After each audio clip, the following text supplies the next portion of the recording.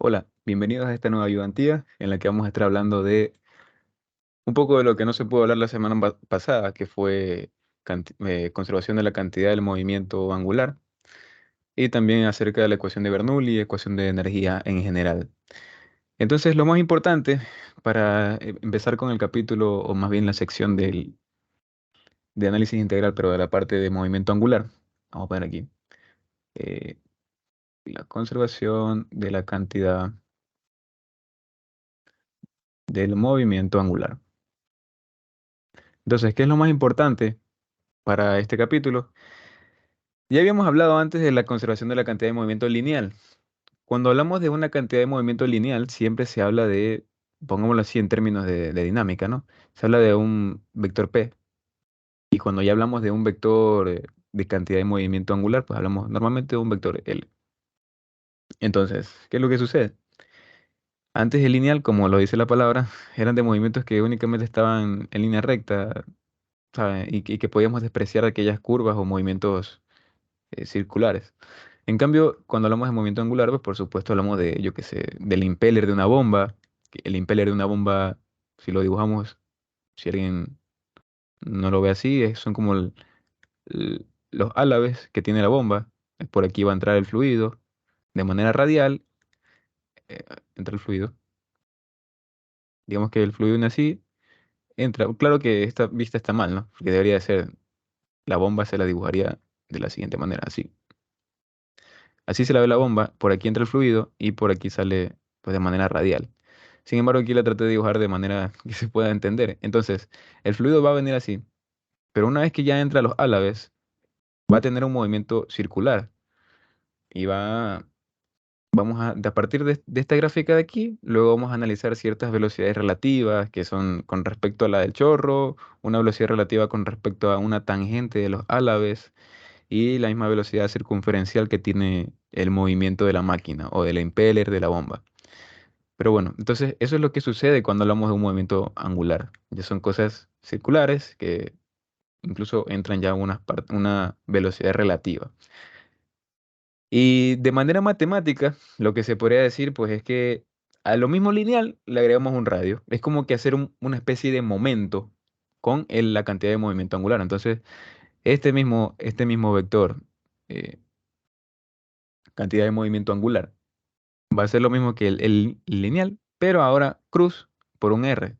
Lo mismo, tal cual. Es como hacer un momento, sí, un momento, un torque de la cantidad de movimiento lineal por un radio. Listo. Y ya con eso podríamos encontrar la cantidad de movimiento angular.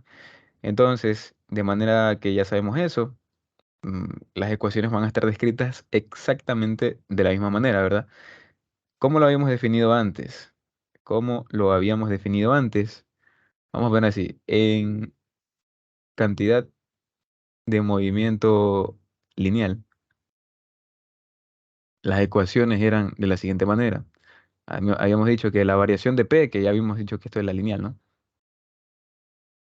Y esta es la angular. La variación de P con respecto al tiempo, o sea, ya lo habíamos dicho que la manera resumida era que eso era una sumatoria de fuerzas externas. Y bueno, ya si seguimos con el criterio del teorema de Reynolds, esto quedaría de la siguiente manera. Las variaciones que existían en ese volumen de control, ρ, B y pues, volumen, más los flujos netos, ¿verdad? Que eran en la superficie de control, ρ, B, BR, dA. Entonces, así era antes. Ahora, si ya lo pasamos a lo que sería cantidades o cantidad de movimiento angular ahora, y ya habíamos dicho que simplemente es agregarle una R, literalmente es lo mismo, porque ya sabemos que si a una fuerza, bueno, en realidad es R cruz F, si a una fuerza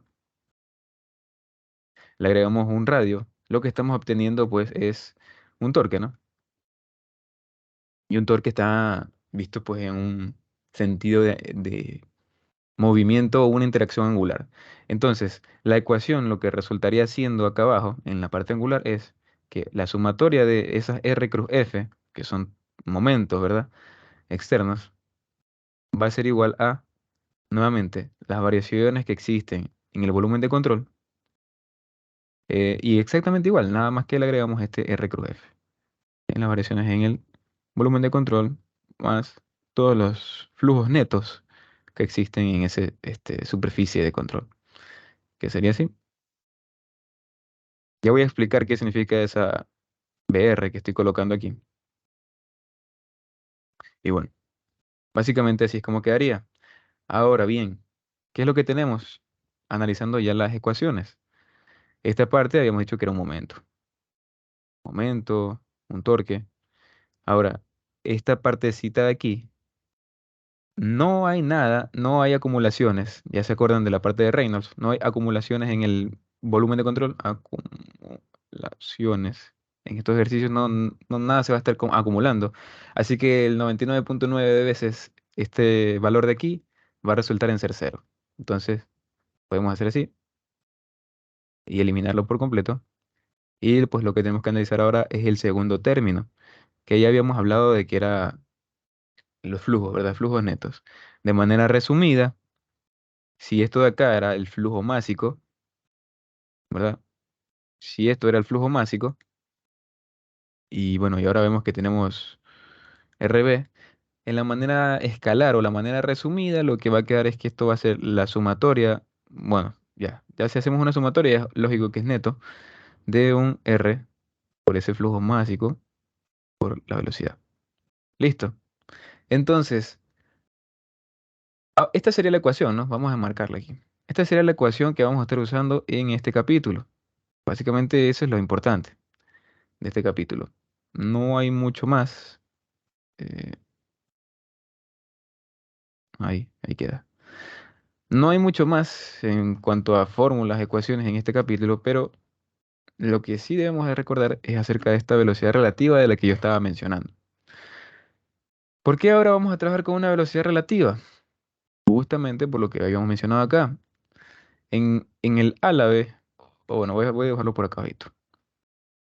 Ya sabemos que una velocidad relativa, siempre una velocidad relativa que sea, por ejemplo, de un punto A con respecto a B, la velocidad relativa de un cuerpo A menos un cuerpo B, siempre va a ser igual a la de A menos la de B, ¿cierto? Eso lo vemos por física, por dinámica, ya lo sabemos.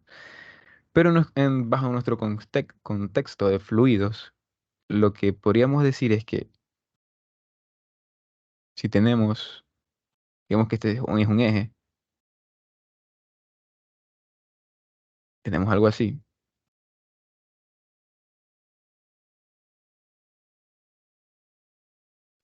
No sé si se entiende, pero esto va a estar dando vueltas así. ¿Ya? Es como que por aquí bota agua, por aquí bota agua. Hay esos rociadores, los que colocan en el césped, en campos de césped, suelen colocar esos rociadores que normalmente van dando vueltas y va botando el agua en el césped, ¿no? Para que se hidrate, ¿no? El césped. Pero bajo el contexto que yo estoy dibujando, tiene dos salidas. Es decir, va a estar dando vueltas este aparato, que son en realidad como que tuberías, y aquí en medio hay un, hay un eje, ¿no? El que le va a estar dando el movimiento angular. ¿Ya? Lo que está sucediendo es que el chorro, vamos a ponerlo con un color azul, el chorro va a tener su propia velocidad, ¿verdad? Si es que el sistema no se está moviendo angularmente, es decir, si este aparato, ese rociador, esa tubería que bota el agua al césped, no se está moviendo, el chorro va a estar saliendo con una velocidad mm, cualquiera, ¿no? Con la velocidad que deba de tener, ¿ya? Pero, ¿qué pasa ahora si es que además de que el chorro está saliendo con esa velocidad, también hay movimiento de los álabes, o bueno, de las tuberías de los lados? Las que sí tienen un radio, porque aquí hay un radio, ¿no? ¿Qué pasa? Entonces, si es que el chorro me está impulsando para allá, en realidad lo que va a pasar es que nos estamos moviendo en este sentido. ¿Y qué va a haber ahí? Va a haber una velocidad de la boquilla, llamémosla así, porque estas son como boquillas, esta salida. ¿Cómo podemos calcular eso de ahí? Es lógico, ¿no? Esto es simplemente omega por R. Todo lo lineal es igual al angular por un radio. Ahora, ya tenemos esas dos. ¿Cómo conseguimos la relativa? Bueno, pues la relativa sería básicamente como que si una persona estuviera, lo típico, si hablamos de velocidades relativas, es como que si una persona estuviera parada en cierto punto y la velocidad relativa lo que nos dice es cómo ella ve esa velocidad. Si estuviera alguien parado en este punto de aquí, justo en medio, en el centro, en el eje, ¿cómo él vería el movimiento y las velocidades de ese sistema, ¿no? Entonces, bajo nuestro contexto, va a ser que la velocidad relativa es igual a la velocidad, o sea, es lo mismo que decir la velocidad del chorro con respecto a una boquilla. Bueno, que a la final, pues ya habíamos dicho que si es A con respecto a B, entonces va a ser la velocidad del chorro menos la velocidad de la boquilla, básicamente. Ahora, ¿cómo podemos obtener esos valores? Bueno, sencillo, ¿no? La velocidad del chorro eh, básicamente es la parte del fluido. Y eso ya lo habíamos analizado en varios ejercicios, de que sabemos que Q es igual a B por A o A por B. Entonces ya podríamos aquí despejar cuánto vale la velocidad. Y esta sería la velocidad del chorro, ¿ya? Ahora, ¿qué pasa en cambio con la parte de la boquilla? Ya lo puse en el gráfico, de hecho, y eso se puede encontrar como, si lo vemos de manera vectorial, sería omega cruz R. Omega cruz R, ¿ya? Que ese R estaría aquí. Sería toda esta parte de aquí. Desde el centro hasta el extremo donde está saliendo el chorro. Entonces, vamos a estar hablando de velocidades relativas en estas ecuaciones cuando pues encontremos lo mencionado. Esta velocidad de aquí va a ser todas las velocidades que están aquí son las velocidades relativas, ¿ya? Entonces, vamos a escribirlo de manera escalar, que ya queda más resumidito, ¿no? Vamos a escribirlo de manera escalar.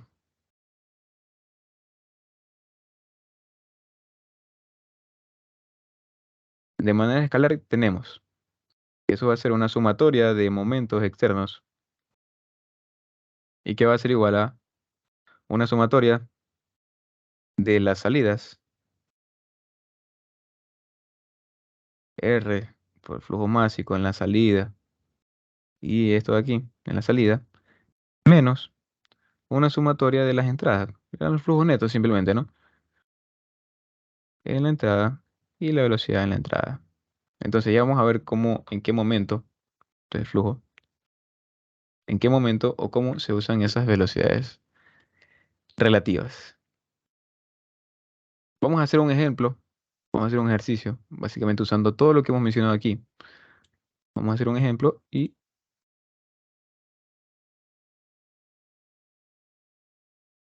vamos a empezar con este de aquí. Es un ejercicio muy típico, que se lo ve bastante en los exámenes, que dice lo siguiente. Se usa un rociador para césped que tiene tres brazos idénticos. Tiene tres brazos idénticos, este y el de acá, para rociar agua en un jardín. El rociador gira en un plano horizontal por el impulso causado por el flujo de la propia agua. El agua entra al rociador a lo largo del eje de rotación a razón de 40 litros sobre segundos y sale por las boquillas de 1,2 centímetros de diámetro en la dirección tangencial. El cojinete aplica un momento de torsión retardador de 50 Nm debido a la fricción de las velocidades anticipadas de operación. Para una distancia normal de 40 centímetros entre el eje de rotación y el centro de las boquillas, y el centro de las boquillas determine la velocidad angular y la flecha del rociador. Bien, entonces lo que me están diciendo es básicamente de que hay un flujo que está, o sea, es agua, lo que está entrando por aquí, entre el agua. Y aquí adentro pues se distribuye de manera de que ese flujo que entra por aquí se vaya para acá, se vaya para allá y se vaya para allá. Y por lo tanto que salgan, ¿no? Y ese impulso al salir genera que esta empieza a rotar, básicamente. Aquel impulso del agua es la que genera esa rotación. Pero además de eso me están diciendo de que por, debido a ¿dónde está? Debido a los cojinetes va a existir un momento retardador. Es decir, va a haber una fricción. Capaz que el sistema quiere rotar, digamos que en este sentido, puede ser, pero el cojinete, la fricción que está involucrada, me está quitando energía, por lo tanto me está restando energía, me está yendo en sentido opuesto a aquel momento, como que me está frenando de alguna manera. Bien, entonces, ¿qué más podríamos decir? Podríamos decir que de aquí está saliendo la velocidad del chorro, de manera tangencial, ¿no? En todas estas está saliendo la velocidad del chorro. Velocidad del chorro, velocidad del chorro, velocidad del chorro. Únicamente. Aún no hemos hablado de una velocidad relativa ni una velocidad de las boquillas o del impeller. Entonces vamos a empezar por lo más básico. Vamos a hacer la conversión de todos los datos que nos dan. Lo más importante, ¿no? Datos. ¿Qué datos tenemos? Tenemos el caudal, que nos dicen que es de 40 litros sobre segundos. Si hacemos la conversión, pues esto quedaría 40 por 10 a la menos 3 metros cúbicos sobre segundo, porque esto está en litros y dividido para 1000. Ahora, el diámetro de la boquilla ya nos dicen que es 1.2 centímetros, entonces sería 1.2 por 10 a la menos 2 metros. También tenemos un momento externo, que va a ser el momento de la fricción que está generándose por el rodamiento, el cojinete, que sería este de aquí. Además, ¿qué tenemos? El radio, ¿no? Tenemos un radio mayúscula, o bueno, no nos especifica, vamos a dejarlo como R minúscula, que es igual a 40 por 10 a la menos cuánto, está en centímetros a la menos 2. Y bueno, vamos a usar la densidad del agua de 1000 para que sea más sencillo. 1000 kilogramos sobre metro cúbico. Y nos piden pues encontrar cuál es la velocidad angular y cuál es la velocidad del chorro. ¿Ya? Entonces, lo primero que deberíamos hacer es plantear la ecuación larga del teorema de Reynolds. Pero nosotros ya sabemos que directamente podemos ir a la fórmula o a la ecuación en forma escalar, que es la sumatoria de esos momentos externos, que es igual a la sumatoria de las salidas, R, el flujo másico, y aquí ya, este sería la velocidad relativa de salida, vamos a llamarla velocidad relativa de la salida, menos la sumatoria en la entrada de, otra vez, R, flujo másico en la entrada y esa velocidad. Pero ¿qué pasa? Vamos a ver qué pasa en la salida. En la salida tenemos R, porque partimos de aquí, donde está el eje, hasta el extremo, y sí hay R, ¿no? O bueno, acá para que se entienda mejor. Sí hay R. Flujo másico también hay, y pues la velocidad relativa va a haber. Entonces, término de aquí no se va a hacer cero. Pero ¿qué pasa con este término de acá? En la entrada. La entrada es únicamente esto de aquí. Si yo entro aquí, no tengo radio, no estoy generando momentos en ese sistema. Es lo mismo que en estática o en mecánica de sólidos. Entonces, como no estoy generando momento, no va a haber un brazo de palanca, un radio, y por lo tanto este término se va a hacer cero. Todo ese término se hace cero. ¿Qué es lo único que nos queda? Nos queda pues una sumatoria de momentos externos. Bueno, ya directamente si ya no hacemos la sumatoria, sino que ya colocamos los momentos, quedaría ese momento, pues el momento externo, debido a la fricción, a la fuerza de fricción, va a ser igual a qué cosa. Ser igual a este R, este flujo másico y esta velocidad relativa. Entonces quedaría R de este flujo másico que yo tengo. ¿Qué es flujo másico? El flujo másico es igual a ρ a. ¿Ya? Yo no tengo tal cual ahora mismo cuánto vale esta velocidad, pero lo que sí tengo es cuánto vale el caudal.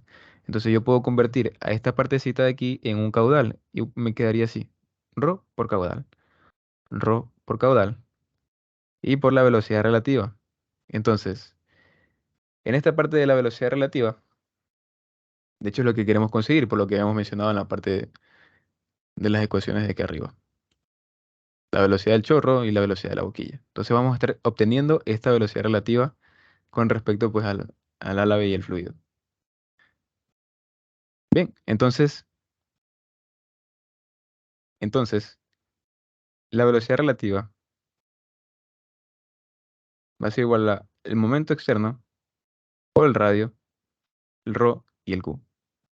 Listo. Lo que habría que hacer aquí es ver qué valores habíamos obtenido, que serían 50 newtons, que son los 50 de la de la fricción que habíamos hablado, dividido para ese radio, ya convirtiéndolo, a ver, ¿dónde estamos? Era 40 centímetros, bueno, 0,4. Y el, el, la densidad es 1000 y el caudal. Listo. Entonces, ya calculando esto, según lo que ya puse en la calculadora, hace un momento me daba que esto es de 3,125 metros sobre segundos.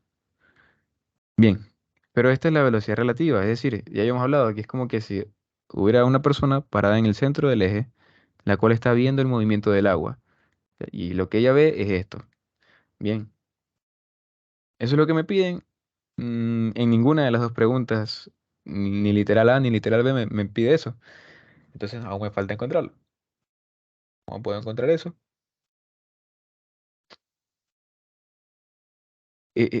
Voy a encerrarla para que quede aquí a la vista.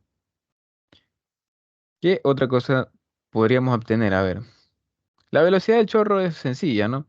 Ya habíamos hablado de que esa velocidad del chorro la vamos a poder conseguir mediante, o puede ser mediante esta ecuación que sería la del chorro con respecto a la boquilla, que va a ser igual a la del chorro menos la de la boquilla.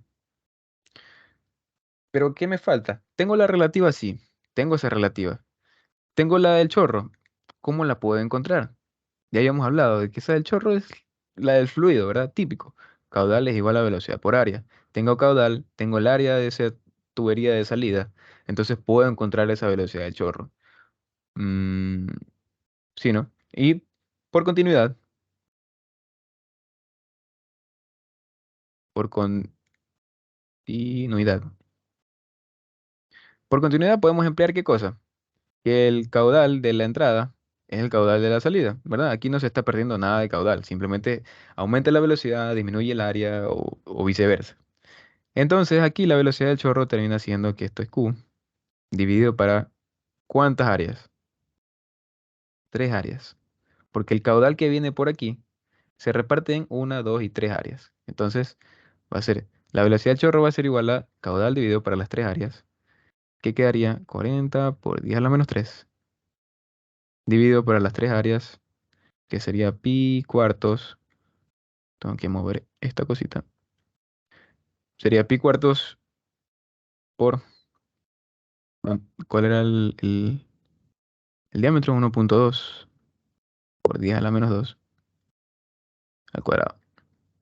Y bien, esa velocidad del chorro va a terminar siendo 117,89 metros sobre segundos. Listo, ahí estamos. Ahora, eso no era lo que me pedían. Bueno, sí era lo que me pedían con respecto a la flecha del rociador.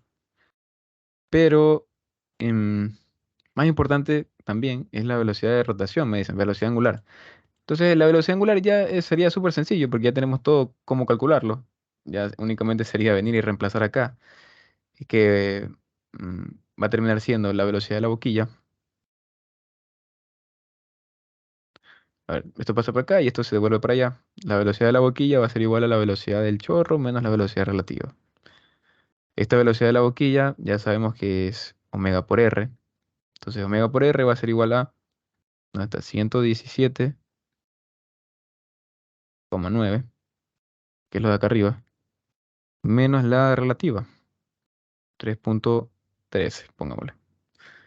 Y bueno, este, este omega va a quedar así, 77 metros sobre segundos. Pero ¿qué pasa? Yo necesito el omega. El omega y me lo piden, no me dicen en qué unidades lo necesitan, pero vamos a dejarlo en RPM. Entonces, despejo aquí el radio, que es de 0,4, y esto queda 286,92 radianes sobre segundos, que convertidos a RPM quedaría 2740 RPM. Listo. Y ahí es como tuvimos y cómo usamos esas velocidades relativas. Y las tres velocidades en general. La velocidad del fluido, del chorro, que sale por esa boquilla. La velocidad misma de la boquilla que está rotando, ¿no? Y la relativa, pues, ya que tenemos esas dos velocidades. Así es como se resuelven esta parte de los ejercicios de movimiento angular. Vamos a hacer otro que es bastante similar. Es bastante similar. Hay como que dos modelos de estos ejercicios. Entonces, vamos a repetir otro bastante similar al que acabamos de hacer ahorita, para que quede más claro esta partecita. Bien, ¿qué nos dice? Dice que tenemos otra vez como que un rociador, digámoslo así, de manera horizontal, o con agua y un flujo, pues un caudal de 4 galones por minuto, que pues es movido desde este centro, se puede decir. Existe también, bueno, me piden encontrar el torque retardante, o más bien el torque por la fricción, para que nosotros podamos mantener los brazos de este sistema, los brazos quietos, se entiende, ¿no? Eh, o sea, que no haya velocidad angular, que no haya movimiento angular. Me piden que yo encuentre un torque que retarde y que mantenga a los brazos. Entonces, ese sería literal A. Ese sería literal A. ¿Qué es lo que me pide literal A? Me piden encontrar un torque para que no haya movimiento angular. Es decir, esa velocidad angular sea cero. Y en el B, ¿qué me piden? La rotación, o más bien me están pidiendo la velocidad angular, ¿no? En RPM, si es que no hay torque de fricción o torque retardante. Listo. Entonces, nuevamente vamos con los datos, que es lo más importante, datos. En los datos que tenemos un caudal que es igual a 4 galones por minuto, que convertidos ya queda 15,4 pulgadas cúbicas sobre segundos. Vamos a trabajar con pulgadas para reducir para simplificar todo al final. Entonces, vamos a usar, como estamos en sistema inglés, 1,4 como densidad. Entonces sería slug, le puse al revés, sobre pie cúbico por un pie sobre 12 pulgadas, ya convirtiéndolo, para eliminar el cubo. Y esto va a ser igual a 1,23 por 10 a la menos 3 slug sobre pulgada cúbica. Listo. Ahora sí, ya empecemos a resolver nuevamente la ecuación en forma escalar. Directo yo la pongo. De forma escalar, yo la pongo directo porque es lo más rápido. Vamos a ver nuevamente que no va a haber, lo voy a escribir para que quede anotado aquí. Si hacemos otra vez la sumatoria de momentos externos, otra vez de esos flujos, sumatoria en la salida de R, flujo másico, por esa velocidad relativa en la salida, menos la sumatoria de lo mismo, la velocidad relativa en la entrada. Fíjense en lo siguiente, seguramente va a estar viniendo el fluido desde allá adentro. Entonces, como que está viniendo por aquí, está viniendo por aquí, no tiene ningún radio, ¿cierto? Entonces, esta parte de aquí va a ser igual a cero. Y para la salida, o sea, no tiene radio, entonces es igual a cero. Pero para la salida sí tiene un radio. Fíjense que sería este radio de aquí, que me lo dan acá, que es radio igual a 6 pulgadas.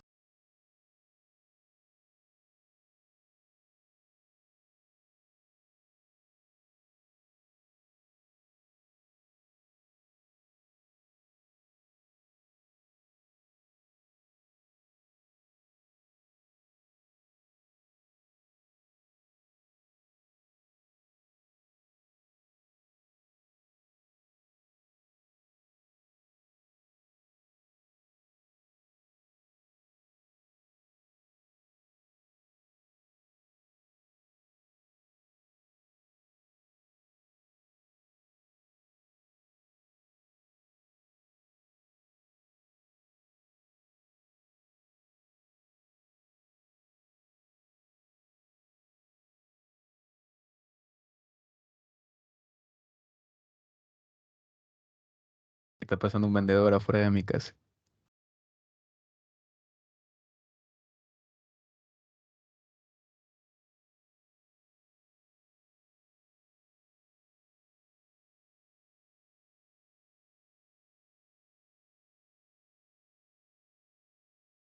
Bueno, ya está. Vamos a seguir. Entonces, habíamos dicho que esta partecita de aquí va a ser cero, ¿no? Y esta parte no. Entonces va a quedar lo siguiente. Como era la velocidad relativa, pues otra vez la del chorro con respecto a la boquilla.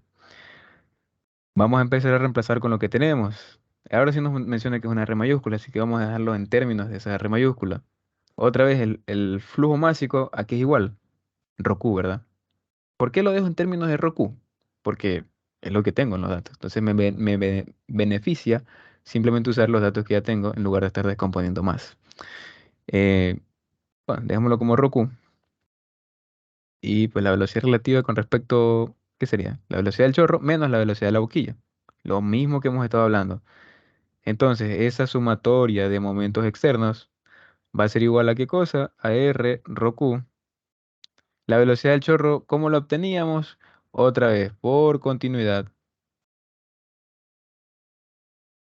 Por continuidad, sabemos que el caudal en la entrada va a ser el caudal de la salida. No se pierde nada.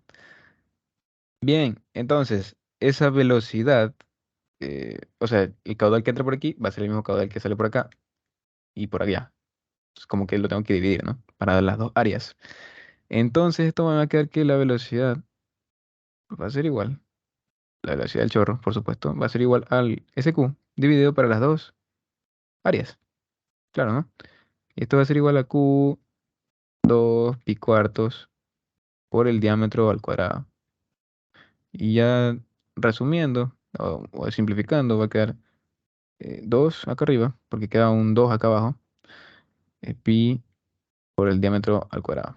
Listo. Entonces esto de aquí ya lo podemos venir y reemplazar acá. 2 por caudal dividido para pi por el diámetro al cuadrado. Menos la velocidad de la boquilla. Esa es la velocidad de la boquilla, es la velocidad circunferencial, ¿no? Entonces sería esta de aquí. Ahora sí, vamos a volver a revisar qué nos dice el literal A. ¿Cuánto debe de valer el torque? Ya, se podría decir que esto ya es la ecuación general que vamos a necesitar para resolver ambos literales. Me están pidiendo para el caso A, ¿cuánto debe de valer? Vamos a copiar la misma ecuación. ¿Cuánto debe valer el momento?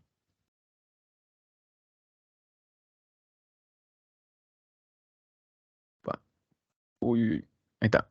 ¿Cuánto debe de valer el momento cuando esto de aquí sea igual a cero? ¿Verdad? Listo, entonces vamos haciéndolo. Esto sería cero y esto sería un torque o un momento. Da igual. Bueno, me están pidiendo torque, así que démoslo como T. Y este T de fricción o de retardo va a ser igual a el radio, la densidad, el caudal por 2Q pi por el diámetro al cuadrado, que va a ser igual. Entonces a 2R por el rho, el Q sobre el diámetro, ¿quién falta el pi? Y eso le va al cuadrado. Y bueno, finalmente si hacemos el reemplazo de ese torque por la fricción, va a ser de dos veces el radio, todo en pulgadas, fíjense, 1,23 por 10 a la menos 3 dividido para pi y multiplicado por 1, a ver, por 15, 4, que es el caudal, y el diámetro que es de un cuarto, es decir, 0,25 pulgadas. Y eso le va al cuadrado. Entonces, este torque de aquí va a quedar igual a 17,83 en las unidades que deban de ser, ¿no? Y aquí, pues bueno, estas unidades van a quedar un poco raras, así que vamos a dejarla como expresado como unidades. Si les llegan a pedir una unidad en específica, pues hacen la conversión de esas unidades. Ahora, para el caso del literal B, me piden cuál va a ser la velocidad angular si es que no existe ese torque retardante o retardador. Sencillo, ¿no? Lo único que deberíamos hacer es usar la misma expresión,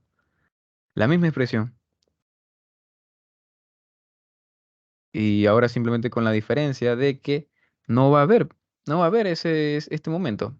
Va a ser cero. El momento es el que ahora debe de ser cero. Pero esto sí va a existir. ¿Cuánto vale?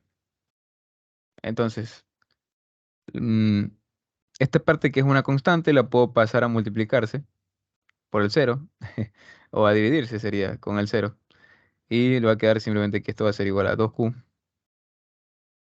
sobre pi por el diámetro al cuadrado. Y va a ser igual a RQ. Sí, ¿no? Porque ya solo quedaría este término de aquí igual a cero y lo despejamos. Ahora, la velocidad angular va a quedar que es 2 veces el caudal, pi r el diámetro al cuadrado. Entonces ya reemplazando los valores, esto debería de quedar 26,14 radianes sobre segundos, pero me la piden en RPM, decía revoluciones sobre minutos, así que en RPM. Convirtiéndolo va a quedar a 250 RPM. Entonces, esta sería la respuesta que debíamos de haber obtenido para este ejercicio. Fíjense que no es tan complicado, es exactamente lo mismo que para la parte lineal, pero pues le aumentamos un radio y ahora consideramos una velocidad relativa debido a que existen más de una velocidad involucradas en ese movimiento, ¿verdad? Si uno se para aquí, siente que se está moviendo junto a la boquilla, pero a la vez ve con qué velocidad es la que sale relativamente a ese movimiento, a ese observador, ¿verdad? Entonces, Entonces, eso es lo que está sucediendo en ese ejercicio. Ahora, para el caso de cantidad de movimiento angular, también existe otro tipo de modelo de ejercicios.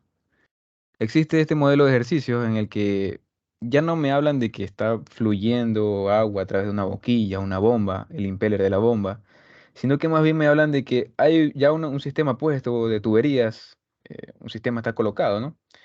Y me dicen de que encuentre cuáles van a ser las reacciones o los momentos que está generando, sí, bueno, sí se podría decir momentos, las reacciones que genera el fluido al pasar por una boquilla. Y eso es muy típico porque pueden haber boquillas o tuberías colocadas que crucen por una pared y que después de un tiempo empecemos a ver que esas boquillas, al menos en esta partecita de aquí, que es la más crítica, se empiece como que a hacer grietas, ¿no? Y eso es debido a las fuerzas de reacción que probablemente fueron muchas más altas de las que debieron ser. Listo. Para este caso de ejercicios, pues lo que hay que considerar es exactamente lo mismo. Vamos a hacer una sumatoria de momentos en A, pero con respecto a X, donde va a ser lo mismo. R, el flujo másico, la velocidad, pero todo esto en X. Esto es el de la salida. Una sumatoria de R, el flujo másico y en X. Y esto es de la entrada. Y va a ser lo mismo para las tres ecuaciones, así que para los tres ejes. Así que voy a copiar y pegar esto.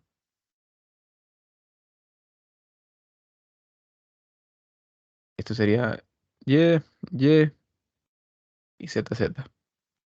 Y, Y, Y, Z, Z y Z. Bien, ahora, ¿qué más deberíamos de empezar a analizar en este tipo de sistemas, de tuberías?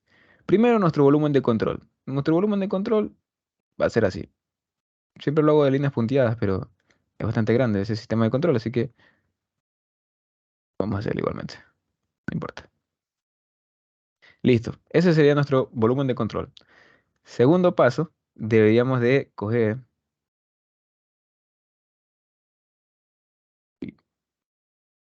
dónde ahora estas tuberías van a sentir peso. Entonces, este sería mi peso número uno. En esta otra tubería vamos a estar sintiendo más peso y se van a estar concentrando, el peso se va a concentrar siempre en el centro de gravedad, que sería el centro, ¿no? El centro geométrico justamente de las tuberías. Este sería el peso 2. Y para el caso de la tubería 3 se ubica justo en el centro con un peso 3. Listo. Hasta ahí todo tiene sentido, ¿no? Vamos a analizar esas fuerzas de reacción que existen en ese lugar. Vamos a leer el enunciado. Dice, a través de un tubo de diámetro interno de 6 pulgadas fluye agua. encuentra el momento total que el agua y el peso de la tubería ejercen sobre esta base A, sobre la tubería, pero en A. Em, Esta pesa 10 libras por pie. O sea, me están dando es una relación del peso, pero en manera de longitud, ¿verdad? Bien. La presión manométrica en A es de 10 libras sobre pulgadas al cuadrado. Y es flujo estacionario. Entonces, como es flujo estacionario, no hay acumulaciones, no hay cambios en sus propiedades con respecto al tiempo y bueno, en fin. Entonces, así es como se podría resumir este tipo de ejercicio. Una vez que ya logran determinar cuáles son los momentos externos, recuerden que aquí todo esto es externo, sumatoria de momentos externos, sumatoria de momentos externos, pero debido a cada eje, lo único que hay que hacer es empezar a hacer los cálculos, determinar si es que, por ejemplo, lo voy a dejar expresado porque quiero avanzar al siguiente tema. Por ejemplo, para el caso de las AX. En AX no hay una componente de la velocidad en X, por lo que esta componente de aquí sería cero. De manera análoga para la parte de la Y. Y en cambio para la parte de Z va a ser cero este componente y cero este componente. Este ejercicio se lo voy a enviar resuelto al final de la ayudantía, de manera que nos alcance el tiempo para seguir resolviendo pues, ejercicios de ecuación de Bernoulli. Es que recordemos que como tuvimos una clase menos por el feriado, bueno, se acumuló un poquito el tema, ¿no? Entonces estoy tratando de llegar lo más rápido sin saltarme los temas importantes. Básicamente aquí está resumido el ejercicio y el resto es simplemente reemplazar valores, ¿no? Entonces, vamos a seguir con la parte de ecuación de Bernoulli, que es bastante, de verdad. Ecuación de Bernoulli y cantidad de movimiento angular son los temas más claves que pueden haber cuando usted vaya a estar trabajando o resolviendo algo de que tenga que ver con turbomaquinarias, por ejemplo. Cuando usted esté viendo turbomaquinarias o si es de civil, me imagino que igualmente le va a tocar ver sistemas hidráulicos y, o sea, hidráulica. Y va a necesitar eh, la ecuación de Bernoulli y movimiento angular más que todo si es que va a trabajar con bombas. Pero bueno, los mecánicos sí van a necesitar bastante lo que es movimiento angular, eso sí lo tengo clarísimo. No, no sé si la parte de civil lo maneje también de la misma manera. En, bastante seguido, pero bueno, la parte de ecuación de Bernoulli, todos los ingenieros que trabajamos con la parte de fluidos lo necesitamos. Así que, bien, ¿qué significa, o más bien, qué representa la ecuación de Bernoulli? Esta ecuación de Bernoulli lo que representa es la energía. Acuérdense de que en la vida real nada es ideal. En la vida real nada es ideal, literalmente. Pero la ecuación de Bernoulli, al menos en sus inicios, en la parte, en su primera presentación, se puede decir, sí es ideal, ya que me está diciendo que la energía que existe en un punto uno va a venir y se va a conservar hasta llegar a un punto 2. La energía se está conservando de un punto uno a un punto 2. ¿Y qué es lo que sucede? Lo que me está diciendo es de qué manera ella se está conservando. Es decir, va a existir una energía debido a las cotas, una energía debido a la altura en la que está el fluido. Se puede decir que es una energía casi que potencial, si lo vemos como dinámica o física. Va a haber una energía debido a la presión que tiene el fluido y va a haber una energía debido a la velocidad a la que lleva, como casi, por así decirlo, es una energía cinética, si lo queremos ver así, ¿ya? Entonces van a existir esas tres maneras en las que se conserve la energía de un punto uno a un punto 2, un punto A al punto B, ¿ya? Y esto de aquí va a ser una constante, o sea, si nosotros queremos verlo así, va a ser una constante, que se lo ve más claro en la siguiente parte de la presentación, que sería la parte de aquí. Esta partecita de aquí, como estamos hablando de un Z, que son las cotas, la altura, el nivel de referencia, eso se mide como metros. Y todo lo demás debería también dividirse en metros para que las unidades sean consistentes en la salida. Y pues toda esta partecita de aquí se mide como metros columna de agua. Luego cuando hablemos ya de bombas, quizás se habla muy ligerito de bombas en mecánica de fluidos, pero vamos a entender que representa esta metros sobre metros de columna de agua. Representa en sí presión. Es una manera de medir presión.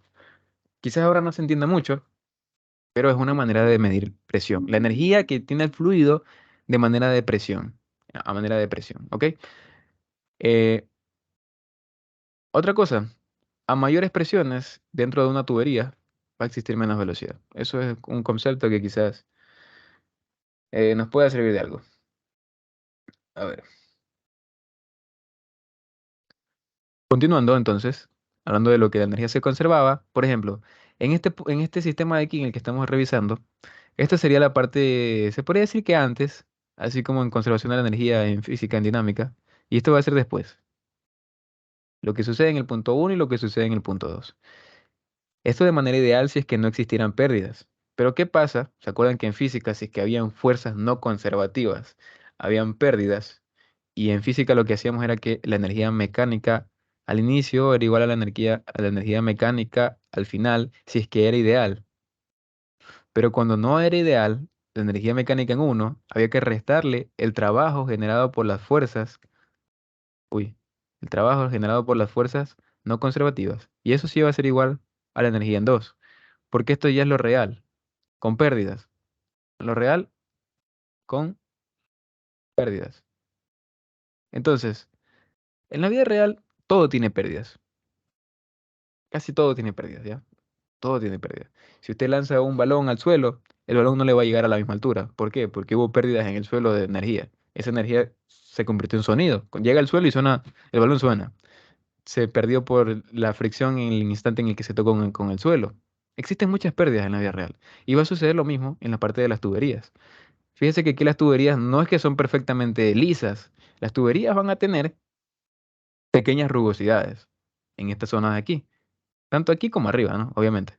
Entonces, el fluido, al pasar por esas ligeras rugosidades, que son de milímetros en realidad, no es que son la gran cosa, pero esos milímetros generan varias pérdidas. Porque si digamos que el fluido, de manera ideal, entra al laminar, bien bonito, ordenadito, ¿no? Un fluido laminar es el fluido más ordenado que existe. Pero una vez que ya entra en contacto con las rugosidades, aquí ya empiezan a haber ligeras turbulencias. ¿Por qué? Porque ya me está generando un cambio de idealismo, ya. No sé cómo llamarlo, pero sería como que me está generando cambios de comportamiento. Lo mismo va a pasar si es que esta tubería de la nada cambia de sección, hace esto, se va para arriba. Estos cambios de sección bruscos hacen que el fluido se choque literalmente, venga el fluido, se choque con la pared y que se generen las turbulencias y ya se vaya para arriba, ¿no? Pero inicialmente el fluido viene rápido, choca con la pared, genera turbulencia y se va. Eso ya es una pérdida, pérdida de energía. ¿Por qué? Porque estas turbulencias van a estar generando aumentos de temperatura debido a la fricción que hay en las rugosidades, los cambios de dirección bruscos, y van a haber pérdidas en general. E incluso, si lo quieren ver así, va a haber una parte de la tubería que esté llena de aire, porque el fluido se fue directo a chocarse con la pared y a subir. Y va a existir en esos cambios de sección ligeros huecos llenos de aire o incluso de vapor de agua, que eso es fatal para cuando hablamos de tuberías, cuando hablamos de bombas, perdón. Bien, entonces, eso con la parte teórica, la verdad es que me gusta hartísimo hablar de esta parte, pero en general, si hay pérdidas en nuestro sistema, ya no va a ser de esta manera tan idealita y tan bonita, sino que van a haber ciertos factores que hay que sumarle. Este de aquí va a ser, si es que estamos trabajando con una bomba, se le pone más HV, y si estamos trabajando con una turbina, se le pone menos HT. La turbina nos quita energía, la bomba me aumenta energía. La bomba lo que nos ayuda a hacer es que el fluido llegue más alto, probablemente. Entonces, me está dando energía. La turbina hace lo contrario. Le cae el fluido al eje de la turbina, a los álabes de la turbina, al impeller, y la turbina aprovecha esa energía, se la quita. Aprovecha esa energía potencial que cae de una cascada, por ejemplo, o de un río, ¿ya? Entonces, esta me está quitando y esta me está aumentando. ¿Y qué significa esta otra H de acá? Más adelante, ahora no lo vamos a ver tan a fondo, pero existen lo que son pérdidas por fricción, que es lo que habíamos mencionado, y también existen pérdidas por accesorios, que o se le llaman pérdidas menores o accesorios. Aún en esta ayudantía no la vamos a revisar porque me parece que en su clase con el ingeniero aún no lo han revisado, pero pues bueno, existen estas dos pérdidas. En el caso que les puse esto del cambio de sección, seguramente esto sea un codo, ¿verdad? Todo esto que está dibujado aquí sea un codo. Y ya eso es un accesorio. Y el hecho de agregarle un codo, mientras más accesorios una tubería tenga, más pérdidas va a tener porque esos codos me generan más fricción, más cambios de dirección en el fluido y por lo tanto, pues, más pérdidas en general. Esos son los accesorios, justo lo que acabo de dibujar ahorita. Y la fricción, las rugosidades que existen en la tubería y en los accesorios. Bueno, solo en las tuberías. Las pérdidas de accesorios ya incluyen esa rugosidad de los mismos accesorios. Bien, entonces, básicamente eso. Es bastante sencillo, pero bastante interesante y lo más importante es que se entienda qué significa cada cosa. Bien, vamos a resolver entonces los siguientes ejercicios. ¿Cómo estamos aquí? ¿Cómo estamos? Ya estamos bien.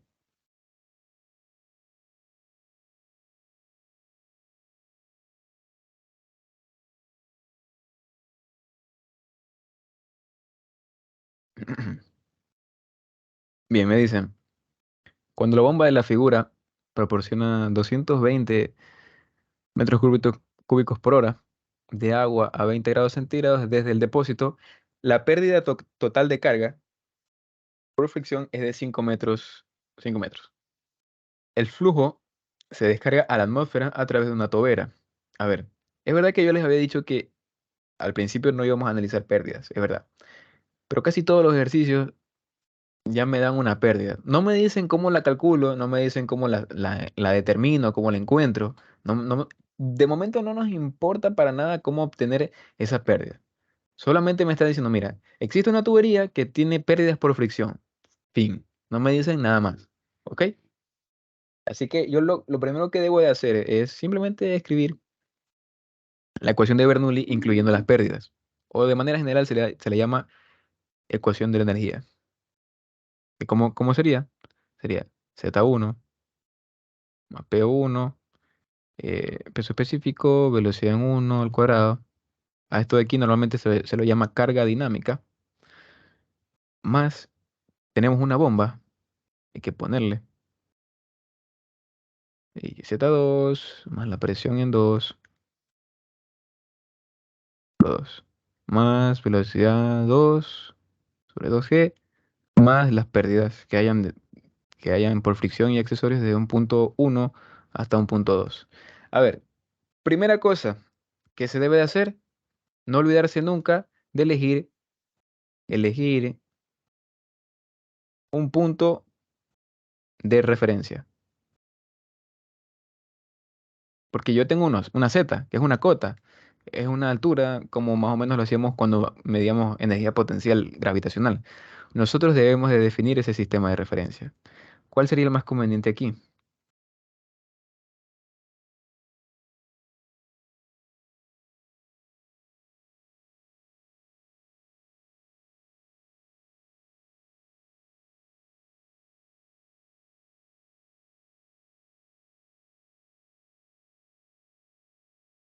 Podríamos elegir como conveniente simplemente esta partecita, esta altura de aquí. Este podríamos decir que es nuestra referencia, ¿ya? Y bien, ¿qué podemos hacer con esa información? A ver, ¿qué datos tenemos ahorita a la mano? Vamos a seguir revisando. Si yo elegí mi referencia ahí donde está la parte verde, esta cota de aquí se va a convertir, por así decirlo, cero. Sería cero, porque estoy escogiendo justamente aquí mi Z1. Ahora, la presión en el punto uno, ¿cuánto debería de ser? Debería de ser cero. Vamos a trabajar con manométricas. Se puede hacer de ambas. Se puede trabajar con presiones atmosféricas o presiones manométricas. ¿Cuál es la única diferencia? De que si yo ya decidí trabajar con atmosféricas, tengo que colocarle a toda mi ecuación en atmosférica. Es decir, esto y esto en atmosféricas. Pero si yo ya decido trabajar con manométricas, a todo con manométricas. No puedo combinarlas. Entonces, para este caso, podríamos trabajar con manométricas, ¿no? Que se conviertan en cero Por lo tanto, la de acá también se va a hacer cero porque está a la atmósfera y estamos trabajando con manométricas. La velocidad en uno. Esto es un reservorio. Ojo, esto es un reservorio abierto. Como estaba abierto, estoy a presión atmosférica. Y segunda cosa, como es un reservorio, en este punto la velocidad es cero. No hay velocidad en ese punto. No hay velocidad. Es como que parte del reposo, por así decirlo, hasta que empiezan a absorber, a aspirar el agua. ¿Ya? Ahora, lo de la bomba no lo tenemos. ¿Qué es lo que me pide realmente el ejercicio?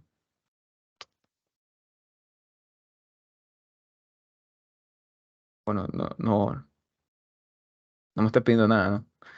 Bueno, pero aquí realmente lo que tiene que pedir es potencia. Potencia de la bomba. Listo. Entonces, bien, ¿qué otro dato yo debo de tener? Esto de aquí no lo tengo, pero lo voy a conseguir. Se lo puede conseguir, se lo puede despejar. Esta segunda altura, pues termina siendo ¿cuánto? Si este era mi punto uno, mi altura 2 está ahora en 2. Se convierte en 2. Esta velocidad a la salida va a ser cero. No va a ser cero, porque ahora ya estoy saliendo con una velocidad por una tobera, por un jet. Bien, entonces esa sí la tengo que determinar. Y estas pérdidas de aquí no me dicen nada de los accesorios, entonces acuérdense de que esto se divide en pérdidas por fricción, que ya lo vimos arriba, y pérdidas menores por accesorios. Estamos ignorando por completo los accesorios, así que no le paramos bola. Y esta sí, porque me están diciendo que hay una pérdida por fricción de 5. Entonces, bueno, esto de aquí termina siendo 5 simplemente. Bien, entonces, lo único que nos queda encontrar es esta velocidad en 2, que ya sabemos cómo la podemos encontrar. Por continuidad, sabemos que el caudal en la entrada es igual al caudal de la salida. Y bueno, por lo tanto yo puedo decir que la velocidad en 2 es igual al caudal sobre A. Bien, el caudal está sobre horas, así que yo lo tengo que convertir a sobre segundos, ¿no? Y eso termina siendo 2200, bueno, 200, perdón, 220 dividido para 3600 segundos. Y todo eso dividido para el área, que es pi por el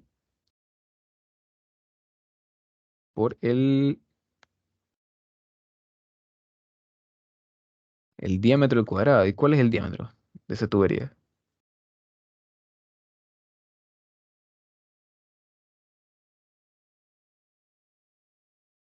El diámetro es 5, entonces sería pi por el radio al cuadrado, ¿ya? Que sería 0.025 al cuadrado, que va a quedar que la velocidad pues es de 31,12 metros sobre segundos. Bien, entonces, mm, ¿qué más tenemos? Ya podríamos empezar a reemplazar todo lo que habíamos dicho, ¿no? Porque esto de aquí era incógnita, esto de aquí ya lo obtuvimos y esto ya lo teníamos. Entonces ya simplemente podríamos despejar ese HV, que sería el cabezal de la bomba o la energía que entrega la bomba, y va a ser igual a, ¿qué queda? Queda la velocidad que habíamos obtenido arriba al cuadrado sobre 2G, o sea, 2,981, más mm, los 2 que era de aquí, de las cotas, y más las pérdidas de 5 metros por fricción. Y básicamente ya tenemos todo. Con este HB, que, ¿cuánto sería?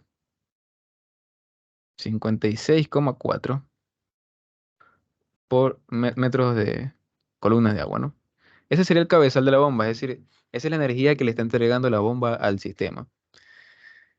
Ahora, ¿qué hago yo para encontrar la potencia? Quizás aquí, no sé si ya lo hayan revisado en clase, pero la potencia de una bomba es simplemente rho g QH de la bomba.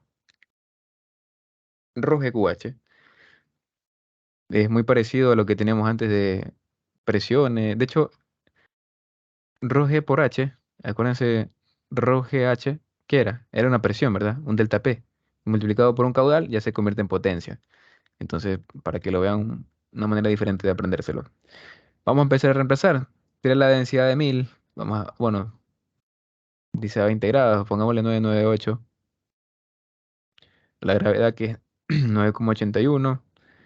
El caudal, nuevamente convirtiéndolo, 3600. Y el cabezal de la bomba o la energía que entrega la bomba, que es eso de aquí. Esa potencia va a terminar siendo 33.700 watts, o que lo que es lo mismo, 33,7 kilowatts. Y fíjense, aquí una manera de cómo usar la ecuación de energía o la ecuación de Bernoulli. Realmente estos ejercicios no deberían de tener incluido nada que tenga que ver con energía de bomba o pérdidas, pero yo creo que es mucho mejor que desde el principio pues se entienda que en la vida real no existe nada ideal y que existen estas pérdidas y estos cabezales que aumentan o disminuyen la energía de un sistema. Entonces es básicamente lo mismo. Si es que el ejercicio no nos hubiera dicho que hay una bomba, sino que mágicamente el agua subía desde el punto uno al punto 2. Digo mágicamente porque, bueno, para que el fluido suba desde esta cota hasta esta cota, había que darle energía. Había que darle energía. Si no le dábamos energía, quizás lo que tendríamos que haberle dado era mucha presión aquí, en esta zona de aquí, para que el fluido pueda subir a un lugar donde haya menos presión, ¿verdad? Pero raro, ¿no? Es mejor una bomba, y entonces fíjense que es por eso que un fluido puede subir desde este punto hasta este punto, porque le han suministrado energía gracias a la bomba, al pump. Y así es como se trabaja. Lo que sí le podría decir, para que usted recuerde siempre, el, como punto 2 es reservorios abiertos, reservorios abiertos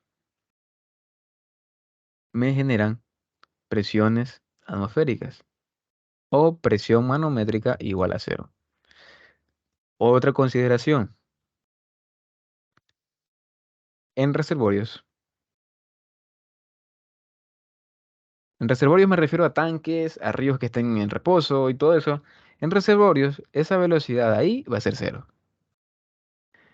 Um, perdón, 4. En las salidas, sí hay velocidad. Bueno, en las salidas la velocidad es diferente a cero. Si es que no llega a otro reservorio.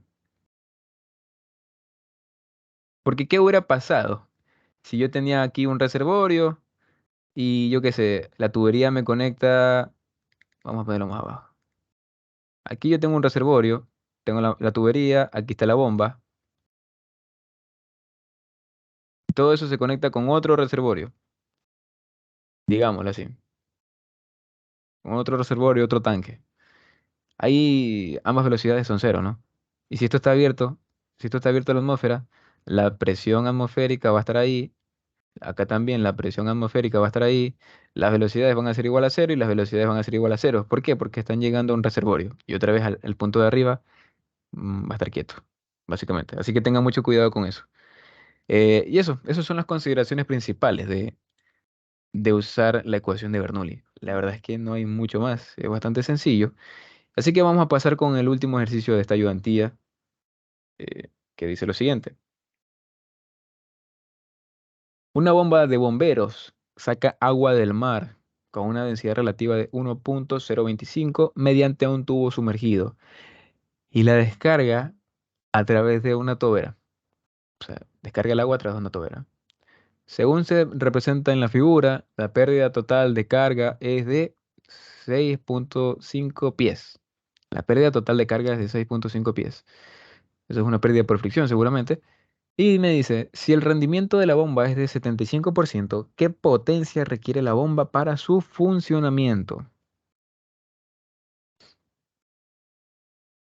Bien, nuevamente nos hace falta entender otra vez la ecuación de energía, ecuación de Bernoulli. Vamos a poner Z1 más P1 más B1 sobre 2G.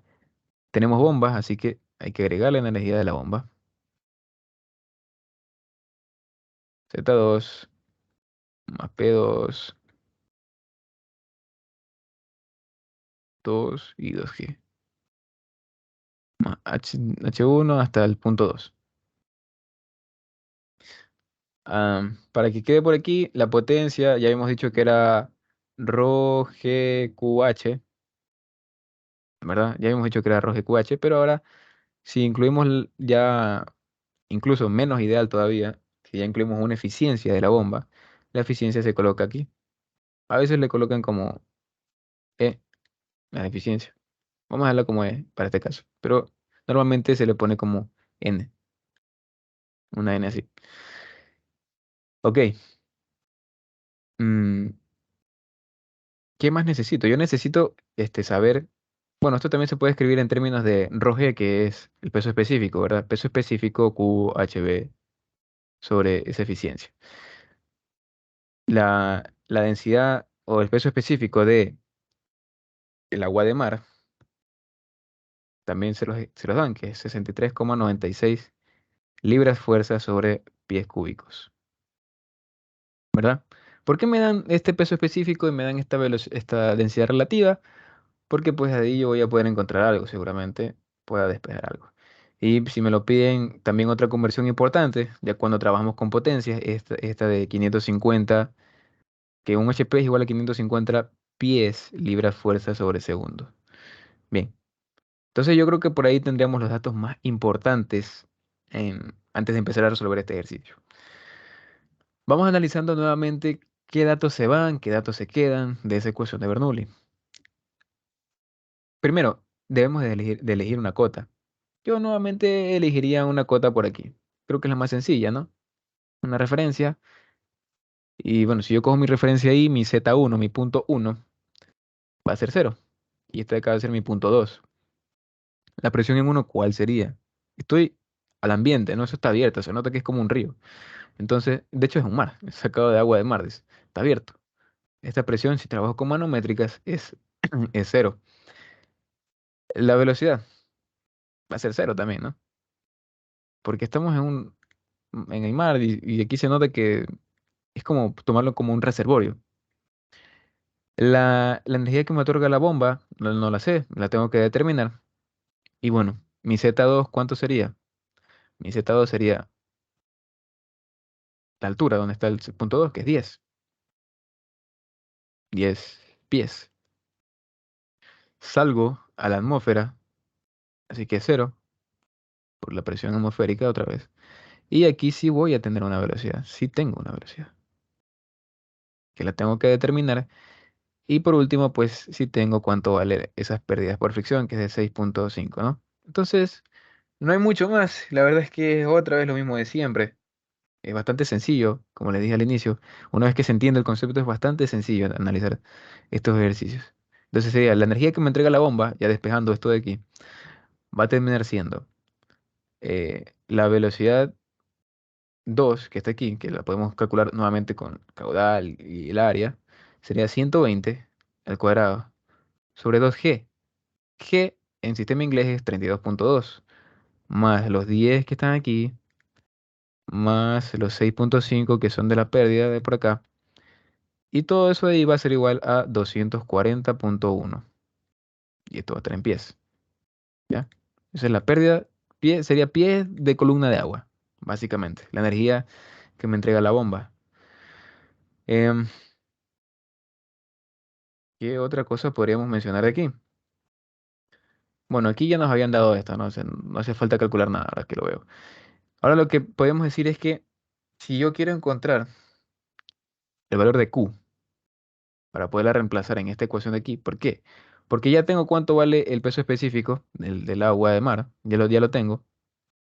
Tengo también que encontrar el caudal.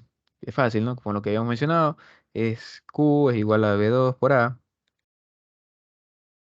que va a ser igual a 120, que es lo que me dice que sale la velocidad, por el área de esa tobera en la salida, que sería pi cuartos, eh, convirtiendo esos 2 inches, convirtiéndolos a pies, termina siendo que el caudal es de 2,62 pies sobre segundos. Listo. Ahora sí, reemplacemos. La potencia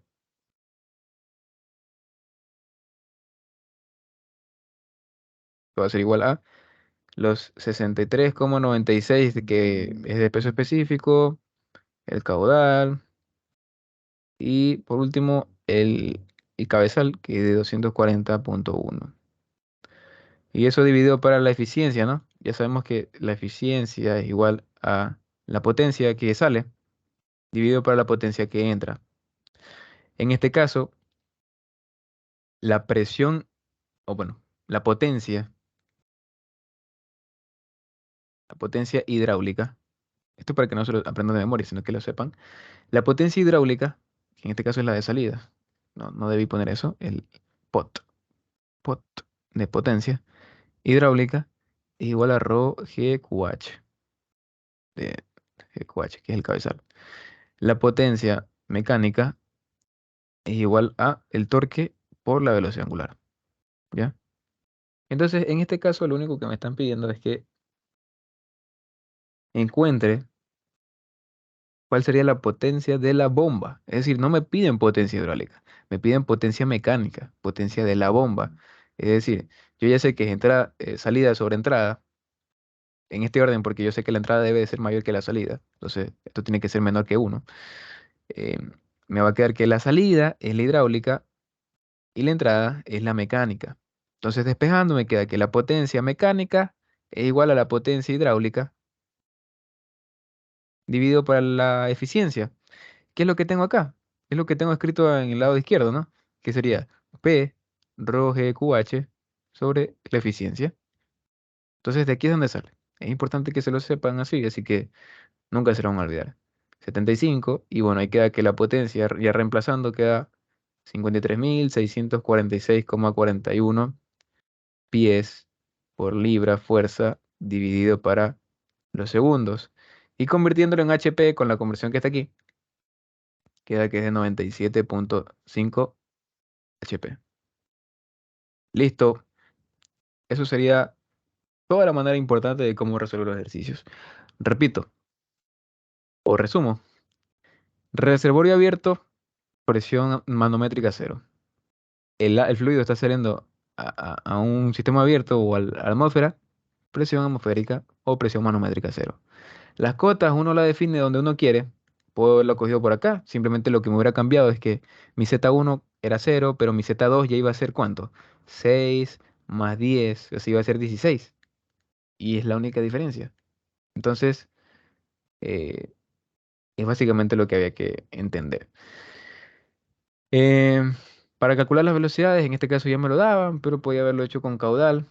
Y si me hablan pues de una velocidad, una densidad relativa, acuérdense de que la densidad relativa es igual a la densidad de un fluido que queremos saber y la densidad del agua. Y a partir de esta ecuación nosotros podemos encontrar incluso pesos específicos de las cosas, ¿no? Los pesos específicos, porque si yo paso al otro lado de esto de esta manera y decido multiplicarle por gravedad a ambos lados, ¿qué voy a obtener? Aquí tengo ρg, que se convierte en un peso específico del fluido. Y esto sería peso específico de el agua.